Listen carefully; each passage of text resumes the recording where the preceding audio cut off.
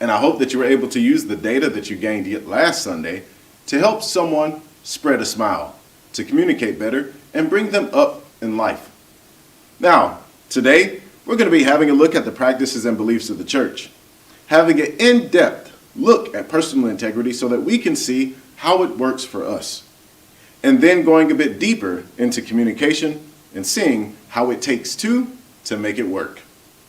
Now, before we begin with the creed, I would like to go over a word with you, and that word is inalienable. And something that is inalienable is something that cannot be taken away from you or given away by you. That means this is something that is yours and will always be yours. So I want you to think with that as you hear and see the video of the Creed of the Church of Scientology. So now with that being said, let's have a look at the Creed of the Church of Scientology.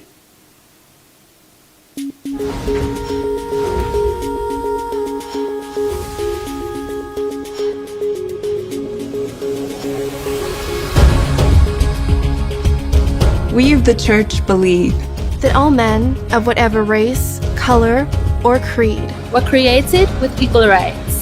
That all men have inalienable rights to their own religious practices and their performance. That all men have inalienable rights to their own lives. That all men have inalienable rights to their sanity. That all men have inalienable rights to their own defense. That all men have inalienable rights to conceive, choose, assist, or support their own organizations, churches, and governments. That all men have inalienable rights to think freely, to talk freely, to write freely their own opinions, and to counter or utter or write upon the opinions of others. That all men have inalienable rights to the creation of their own kind.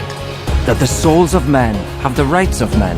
That the study of the mind and the healing of mentally caused ills should not be alienated from religion or condoned in non-religious fields. And that no agency less than God has the power to suspend or set aside these rights, overtly or covertly. And we of the Church believe that man is basically good, that he is seeking to survive, that his survival depends upon himself and upon his fellows, and his attainment of brotherhood with the universe. And we of the Church believe that the laws of God forbid man to destroy his own kind, to destroy the sanity of another, to destroy or enslave another's soul, to destroy or reduce the survival of one's companions or one's group. And we of the Church believe that the spirit can be saved, and that the spirit alone may save or heal the body.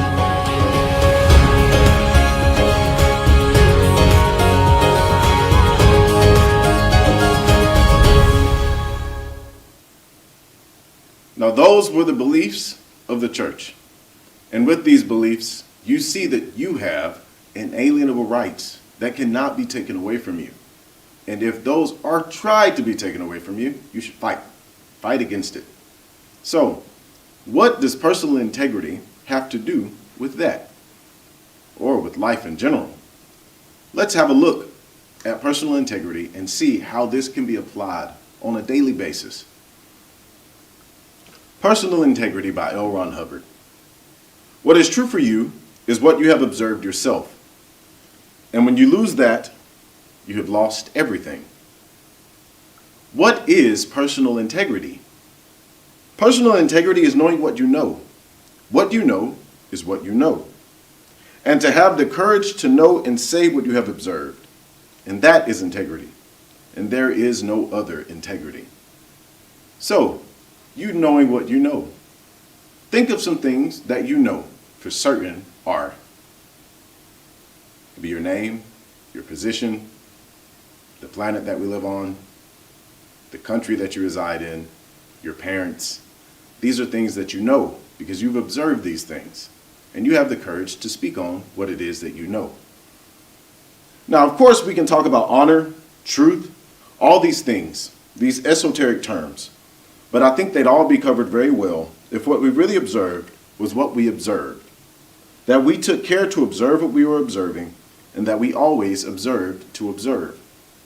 So really taking time to look and analyze something for what it truly is, and not looking through a glass cloud, or not trying to, look at data that someone gave you to look at the thing that you're observing. No, just looking at that thing that is what it is.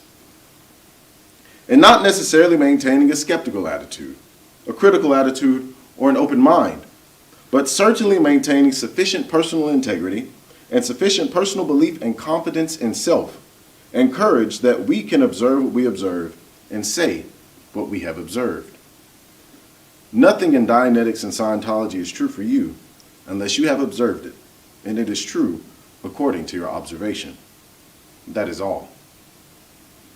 Now, using personal integrity in your day-to-day life, especially when it comes to interpersonal relationships and communication, there's lots of times where data just gets spewed out on you.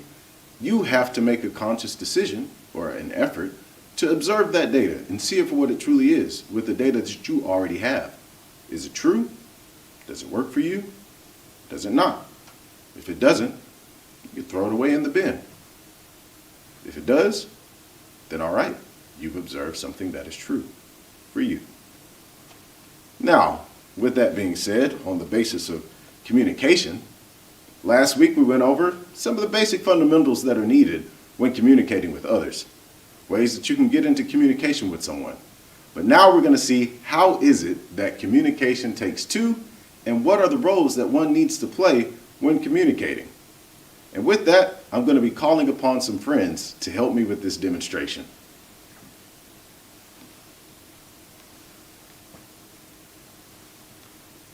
I'll introduce them to you. This is Joe, and this is Bill. Let us begin. Two-way communication. Communication is the single most important item or object in this or any other universe. With communication is created space, energy, and time itself. And the only way that anybody gets stuck into anything is by a failure to complete something known as the cycle of communication. Now, a cycle is something that has a beginning and a middle, which is the continuation of that thing, and it has an end. So it has a beginning, continuation, and an end. So this would be a cycle of communication. Communication that has a beginning, continuation, and an end. The cycle of communication is a very quick thing to look at. There's hardly anything to it. Let us say Bill is the originator. He walks up and he says, "How are you?" And Joe, the person addressed, hears this and he says, "I'm fine." And Bill receives that. So this could be a communication. Bill gives it to Joe. Joe receives it, and he gives communication back to Bill. Bill receives it. That would be the communication cycle. That communication, having been gone through with Joe, says, "Well, how are you?" And Bill receives it and says rather unimaginatively, "I'm fine." And Joe acknowledges it. So we have cycle 1 and cycle 2. In both cases, we had origin. We had receipt point. We had an answer and we had an acknowledgement. It doesn't matter what was said as long as the two-way cycle of communication is uniformly carried through. Bill comes along and he originates communication. He has interchanged it, talked to Joe and gotten an answer back. Then Joe originates the communication and is answered back by Bill. And they can talk. They actually theoretically could talk for 100,000 years as long as they followed these rules. And the second they break these rules or any part of these rules, they get into a misalignment with each other and they get upset. And you get different types of personalities that react differently on communication line. They could talk this way for 100,000 years and it wouldn't matter what they said. They could sit there and Bill would say, "You know, you're the lousiest, scurviest dog I've ever met, Joe." And Joe hears this and he says, "Well, that's your opinion." And Bill would say, "Mm-hmm." And then Joe could say to him, I've seen swindlers in my time. I've had some fellows who've done every single crime in the calendar and multiplied them across the line, but you are very easily are the scummiest of them all. And Bill could say, that's what you think. And Joe could reply, mm-hmm. And they could go on this way, on, and be in a horrible temper with each other, and they'd all of a sudden find out that they weren't really mad at each other anymore. But Bill can walk up to Joe, and he can say to himself, well, that's a nice fellow, Joe there. I'll say hello to Joe. So he'll say, well, how are you, Joe? And Joe hears him, and he doesn't say a thing. And the next thing you know, Bill will break his neck one of these times. This can go on just so many months or years, and one of these days, why Bill can be certain to break his neck.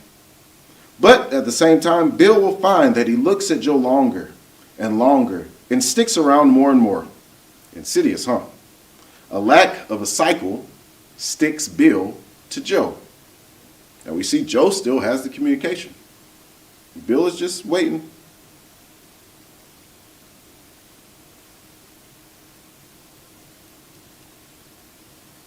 Has it ever happened to you? Now, we try to find out how this works in real life. Believe me, it works in real life.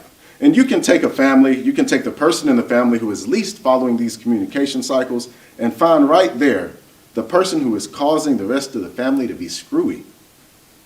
We look at a marriage, and this fellow says, Your Honor, I didn't do a thing to her. I was always a quiet fellow, and I minded my own business. I worked my job, I brought home my wages every Saturday night, did everything I could to make a good home for her. Your Honor, and then she ran off with the chauffeur. It's not my fault, is it? And Your Honor says to the girl, Did you do this? And the girl, not knowing anything about the laws of communication, having no argument in her defense, says, Yes, I did. So she is deprived of home and of mother, or whatever they do in courts these days.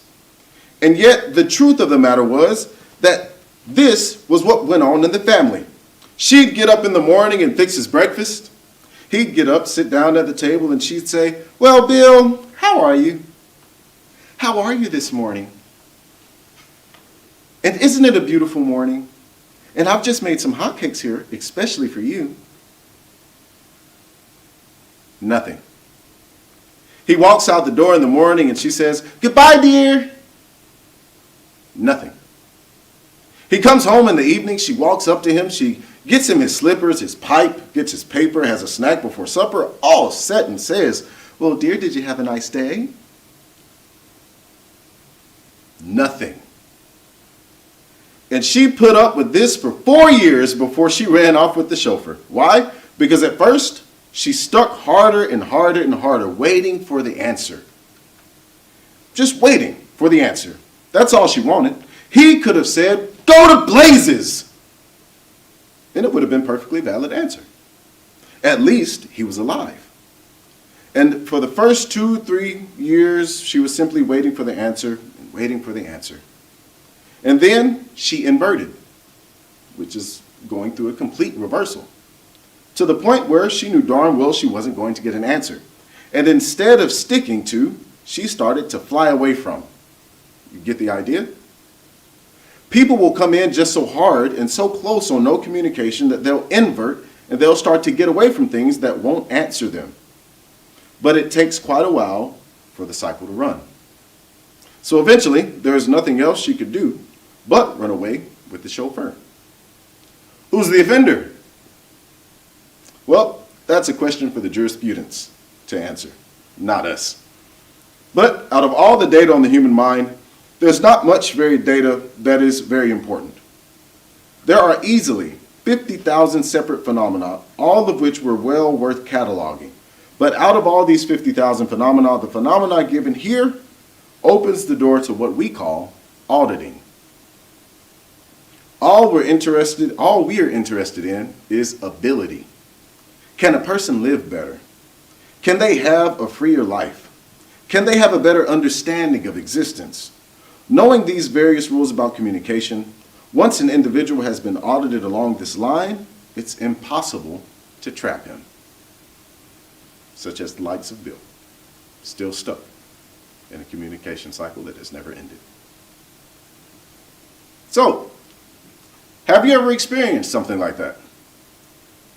You gave a communication to someone and they did not give you an answer. And you just kind of waited for the answer. Even when you got home, you thought about the fact that, oh wow, this person never answered my question or never responded to me. That's the power of the breaking of the two-way communication cycle. So, as you see, it takes two. You can learn more about communication by reading the booklet, Communication, or the more comprehensive Scientology handbook. It contains many of L. Ron Hubbard's discoveries on this subject and shows you how to use them to live a better life. Now, let's look at what's happening this week. Yesterday, a few volunteers went out to the Daughter Park to do a cleanup, and luckily, there were no lawnmowers found. But a total of 5 bags of rubbish were collected with the help of locals also stepping in to take action. The Dublin Council will be picking up the bags to dispose of them. But it shows that if you take action and make something happen, you just may receive help following behind you. It only takes one pebble to drop inside of a pond to create massive ripples. Now, there are more factors that would cause for communication to go awry. And those will be discussed Tuesday at 8 o'clock at Vincent Kelly's webinar on interpersonal relationships. Please check the page for more information on that webinar, Tuesday, 8 o'clock. Next week, we're going to be going over the true story of Scientology. So, what is the true story? And why so much hearsay? Well, next week, you're going to find out. And that's all for the announcements. And now, we'll be ending the Sunday service with the closing prayer. Join with me in the reading, as it's going to be showing up on your screen. The Scientology prayer for total freedom. May the author of the universe enable all men to reach an understanding of their spiritual nature. May awareness and understanding of life expand so that all may come to know the author of the universe. And may others also reach this understanding, which brings total freedom. At this time, we think of those whose liberty is threatened, of those who suffered imprisonment for their beliefs, of those who are enslaved or martyred, and for all those who are brutalized, trapped, or attacked. We pray that human rights will be preserved so that all people may believe and worship freely, so that freedom will once again be seen in our land. Freedom from war and poverty and want. Freedom to be, freedom to do, and freedom to have. Freedom to use and understand man's potential, a potential that is God-given and God-like. And freedom to achieve that understanding and awareness that is total freedom. May God let it be so. Thank you for coming to Sunday service. I hope that you can use this data that you've heard today to make an improvement in your life. I look forward to seeing you next week, and have a great one.